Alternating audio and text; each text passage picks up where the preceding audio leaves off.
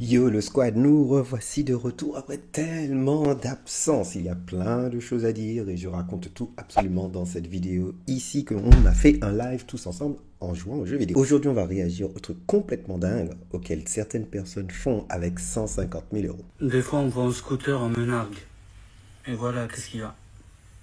Bon, il faut arrêter avec tous ces TikTok avec une tonne de cash. Hein, faut savoir que l'on vit en Europe et en Europe, c'est interdit de sortir des grosses quantités d'argent comme ça. Tout ça dans un effort de contrer le blanchiment d'argent. Si tu vas à une banque, normalement, tu peux pas retirer plus de 15 000 euros, ce qui est déjà beaucoup. Va savoir ce que tu ferais avec 150 000 euros cash. Il y a des pays qui sont des cash country, genre les Émirats Arabes Unis, où tu peux sortir 200, 300, 400, 500 000 euros équivalent en cash. Personnellement, j'ai eu jusqu'à 20 000 euros en espèces quand je vivais là-bas, mais c'était pour payer un an de loyer à l'avance. Mais à part pour des raisons extrêmement spécifiques, en tout cas c'est sûr en Europe, ça c'est pas possible. On parle plutôt là de activité illégale. Autant moi avec votre fille, j'aimerais faire un mariage simple. Ah ouais, quelque chose de simple, c'est très bien. Mais j'ai quand même eu quelques idées. Ouais, des idées comme quoi? Moi je décide bien ma fille, elle arrive à la mairie en hélicoptère. Un hélicoptère? Oui, et la salle, je connais une MJC pas chère du tout. Non, moi je pensais château, comme château Versailles. Le château. Si vous le savez ou pas, je suis un ancien divorcé, je me suis marié. Un mariage avec 130 personnes, DJ, bouffe pour tout le monde, une ferme super classe et également une aire de repos pour pouvoir héberger jusqu'à 20 invités en plus. Et tout ça pour 5 000 euros. Attention, il fallait être smart. Premier point, je me suis marié hors saison. Deuxième point, le photographe, le staff, le traiteur, la bouffe, on a tout fait nous-mêmes. Du coup, plein de coûts sont diminués. Bref, on a offert des parures en or aux tatis, aux belles mamans, afin de les mettre bien et de les remercier. Donc tout ça pour dire, tu peux te marier smart, ne dépense absolument pas 150 000 euros dans un mariage. Et je trouve que c'est de la thune que tu ne mets pas, par exemple, pour commencer à acheter ta première maison à deux. Il faut être un peu plus smart avec ton argent.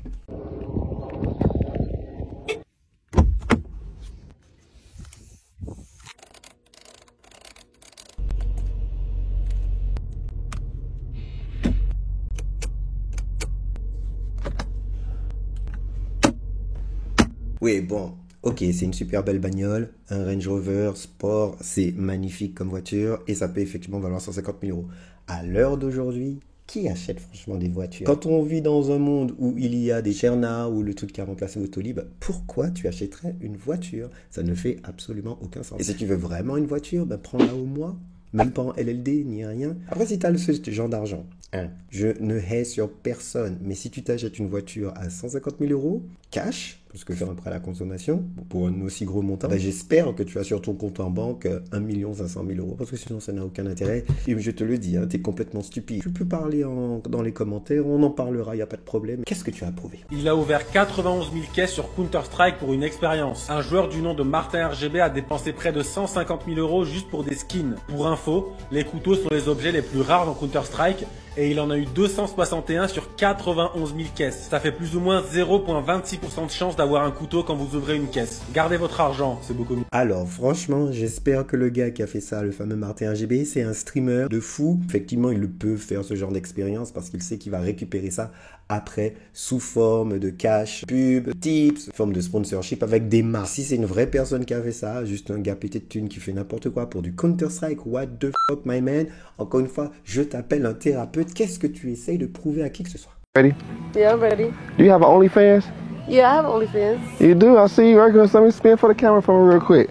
Okay, okay. Oh! Hey, so the question is, how much you make on OnlyFans per month, you say? Per month, I say like 150K. Damn, what you doing on there? I do everything. God damn, alors faut qu'on parle de OnlyFans, les gars. Là, la fille, elle fait 150K par mois. Si vous avez déjà vu comment ça se découpe, les revenus d'un OnlyFans, normalement, il y a les subscriptions que tu payes par mois, genre Netflix pour voir les trucs que la fille, elle mettrait sur Instagram de toute façon. Ça, c'est en général la première source de revenus. La deuxième source de revenus, ce sont les messages. C'est-à-dire qu'il y a des bozos, on envoie des messages à des filles, paye pour envoyer un DM sans garantie qu'on va te répondre. Et si on te répond, c'est en général, surtout pour les plus grosses stars OnlyFans, c'est même pas elles qui répondent, elles ont un staff de community manager qui répondent à leur place. Donc en gros, les gars, encore une fois, qui sont les gens qui permettent ce genre de délire? J'en en veux pas aux filles parce que là, c'est de la free, sweet money. Il y a des gars suffisamment stupides pour payer ce genre de service. Si vous avez un pote qui est sur OnlyFans, prenez-le par le cou, secouez-le et demandez-lui qu'est-ce qui ne va pas. Parce que franchement, lui aussi, il a besoin d'un thérapeute. Ok, le squad, alors voilà une petite vidéo de réaction pour savoir franchement what the fuck est-ce que les gens font avec 150 000 $. Laissez un gros pouce pour me dire que la vidéo vous a amusé et qu'on a passé un très bon temps ensemble. Et comme tu le sais, je trinque à ton succès.